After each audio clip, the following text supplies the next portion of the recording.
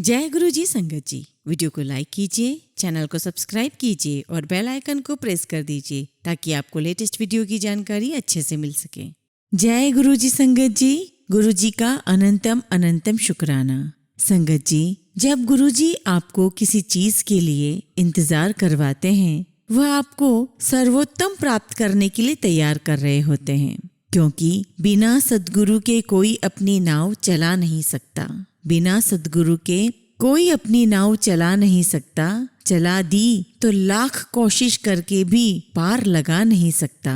जिसका साथ दिया सद्गुरु ने, जिसका साथ दिया सद्गुरु ने, फिर उसे कोई डुबा नहीं सकता। संगत जी, आज के सत्संग को अंत तक सुने और देखें कि कैसे गुरुजी ने संगत के जीवन रूपी नैया को पार लगाया। हो सकता है हमारे जीवन की नैया भी ऐसे ही गुरुजी पार लगा दे। तो आज का पहला सत्संग हम संजीव कश्यप अंकल गुड़गांव से लेंगे। तो चलिए संगत जी, सत्संग शुरू करते हैं। कुछ विशेष किंतु असाधारण कारणों से अपनी अच्छी खासी नौकरी छोड़नी पड़ी थी। मुझे विश्वास था कि अपने एक्सीलेंट एक्सपीरियंस के कारण मुझे कहीं भी नई नौकरी मिल जाएगी। मैं आवेदन भेजता रहा, परंतु हमेशा विफल रहा। 5-6 महीने तक मुझे असफलताओं का सामना करना पड़ा।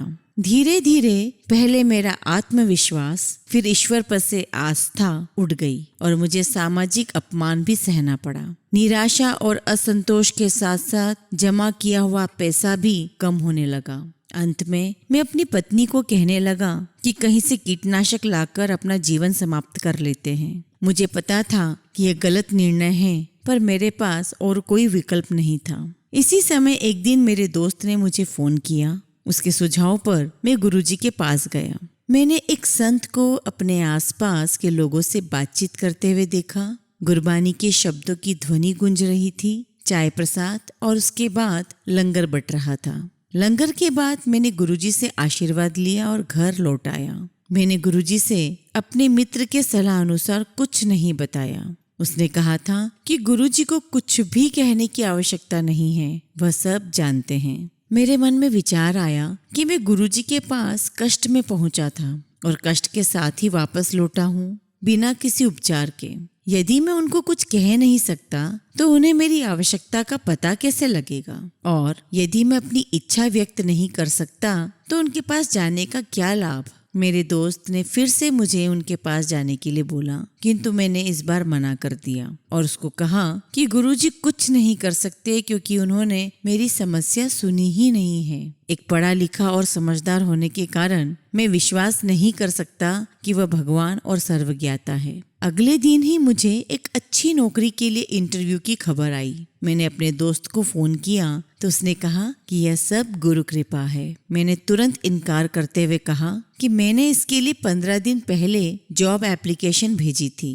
मेरा इंटरव्यू अच्छा हुआ और मैं परिणाम जानने के लिए प्रतीक्षा कर रहा था। रिजल्ट यह आया कि मुझे चुना नहीं गया और सिलेक्शन न होने के कारण मुझे बहुत आश्चर्य हुआ। अंदर ही अंदर मैं टूट गया था और मैंने कहीं भी जॉब एप्लीकेशन भेजना बंद कर दी। अगले 2 महीने इसी प्रकार से निकल गए। मेरी स्थिति बहुत निराशाजनक हो गई थी और एक दिन मेरे दोस्त ने फिर से फोन किया और गुरुजी के पास जाने का आदेश दिया। मैं यह सोचकर कि जाने में कोई नुकसान तो नहीं है, गुरुजी से मिलने चला गया। मैं संगत को गुरुजी से आज्ञा लेते हुए देख रहा था।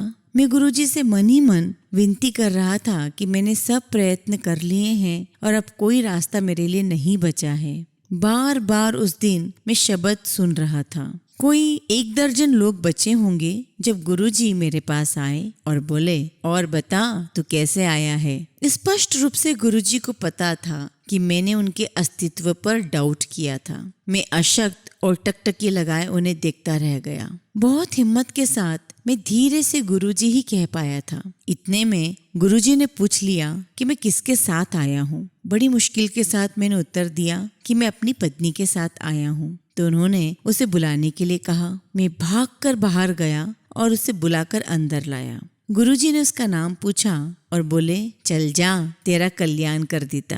अगले 2-3 मिनट तक मैं अपने स्थान से नहीं उठ पाया। गुरुजी का आशीर्वाद मिलने के बाद मैंने फिर से जॉब एप्लीकेशन भेजना शुरू किया। मुझे इंटरनेट पर एक पोस्ट की जगह खाली दिखाई दी। मैंने आवेदन भेजा और अगले दिन मुझे इंटरव्यू के लिए बुलावा आ गया। मैं कंपनी के प्रबंध निर्देशक और वीपी से मिला और ऐसा लगा जैसे वो मेरी प्रतीक्षा कर रहे थे। 10 मिनट के बाद मुझे ज्वाइनिंग लेटर मिल गया था।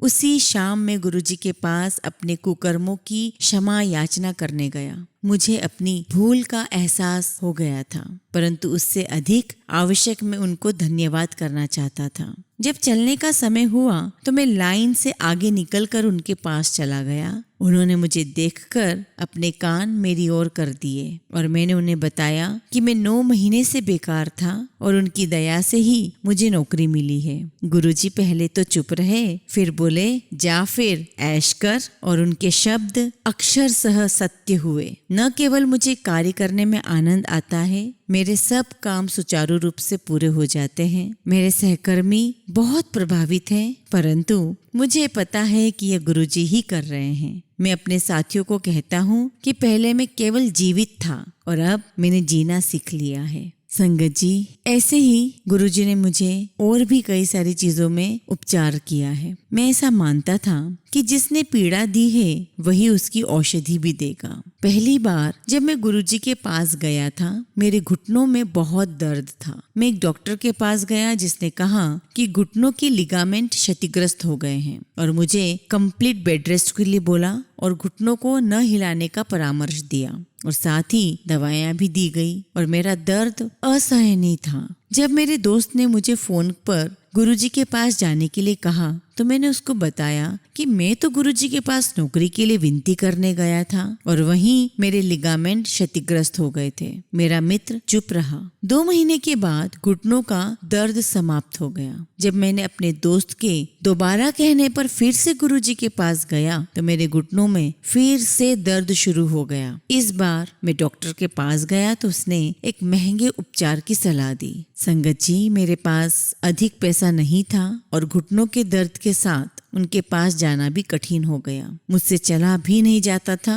एक दिन मैंने गुरुजी से इस दर्द को सह पाने के लिए, शक्ति देने के लिए उनसे प्रार्थना की। मैं बहुत कठिनाई के साथ कार में बैठ पाया और उसे चलाकर एम्पायर स्टेट पहुंचा। उस दिन चलते हुए मैंने गुरुजी से विनती की, आपने ही दर्द दिया है, आप ही दवा देना। और अगले क्षण वो दर्द पूरी तरह से समाप्त हो गया। निश्चित करने के लिए कि मेरा घुटना अब बिल्कुल ठीक है, मैं डॉक्टर के पास गया और संगत जी, मुझसे कहीं अधिक ज्यादा सरप्राइज डॉक्टर था जब उसने मेरे स्वस्थ घुटनों का टेस्ट किया। उस दिन के बाद मैं किसी डॉक्टर के पास नहीं गया हूँ। गुरुजी को उपचार करने के लिए भक्तों से बात करने की आवश्यकता नहीं है। आपको स्वयं अनुभूति होती है कि वह कुछ करने के लिए कह रहे हैं और जब आप उस काम को करते हैं तो कष्ट अपने आप निवारण हो जाता है। संगत जी, मैं रोज दिन में 30 से 35 सिगरेट पीता था और हाइपर एसिडिटी और पेट की समस्या से पीड़ित था। एक दिन सिगरेट पीते हुए मुझे लगा कि गुरुजी सिगरेट बंद करने का आदेश दे रहे हैं। मैंने सिगरेट का वह डिब्बा तुरंत फेंक दिया। अब मुझे पता है कि गुरुजी ने ऐसा क्यों करवाया। मेरे डॉक्टर ने बताया कि ऐसा न करने से मेरे पेट में छाले हो सकते हैं जो बाद में जाकर के एक बहुत असहाय कैंसर का रूप ले सकता था। रोग का उपचार उसके लक्षण आने से पहले ही हो गया। संगत जी, गुरुजी मेरे मित्र, दार्शनिक, पथ प्रदर्शक, चिकित्सक और अध्यापक हैं। मैं प्रतिदिन उनकी उपस्थिति का आभास करता हूँ। वह भक्तों में उनके प्रिय रूप में प्रकट होते हैं। वह सब भूमिकाएं अत्यंत मनोहर ढंग से निभाते हैं। वह शिव हैं। प्रारंभ में ये अविश्वसनीय प्रतीत होता है। बचपन में हमें सिखाया गया है कि देवी देवता मनुष्य रूप में दिखते हैं। उनके 4 या 8 हाथ होते हैं और उनके वाहन कोई पशु या पक्षी होते हैं, परंतु यह केवल सांकेतिक चित्रण है। अतः हमें विश्वास करना अत्यंत कठिन हो जाता है कि हमने इस युग में जन्म लिया है जब शिव इस पृथ्वी पर अवतरित होकर मानव जाति का भला करने स्वयं आए हैं गुरुजी के रूप में। परंतु यह तथ्य सत्य है।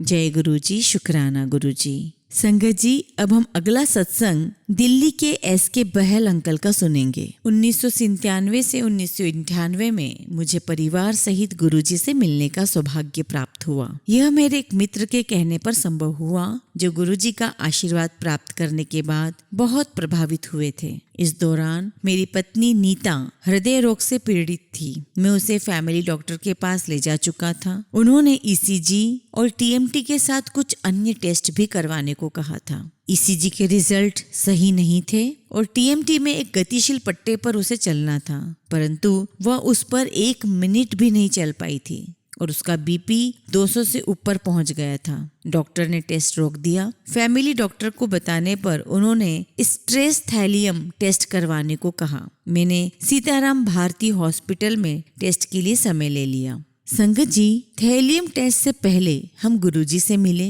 और उनको पत्नी के स्वास्थ्य से अवगत करवाया। गुरुजी ने बड़े ध्यान से पूरी बात सुनी और फिर मेरी पत्नी का हाथ पकड़कर उसे बड़ी जोर से झटका दिया। यह करने के बाद उन्होंने उसे 3 दिन तक लगातार सीने के राइट साइड में 14 पान के पत्ते लगाने का परामर्श दिया। मेरी पत्नी को लगा जैसे उसका हाथ अपने जोड़ से निकल आया है, परंतु उसी दिन वह तेज दर्द जो उसे हमेशा रहता था, एम्पायर स्टेट में बैठे हुए ही कम होने लगा। मेरी पत्नी ने गुरुजी के आदेश के अनुसार पान के पत्ते लगाए। उसी रात को उसे सपना आया कि गुरुजी ने उसके हृदय की सर्जरी करके उपचार कर दिया है। उसने बताया कि उस दौरान उसे बहुत पसीना आया था और उसके बाद वह नींद से उठ गई थी।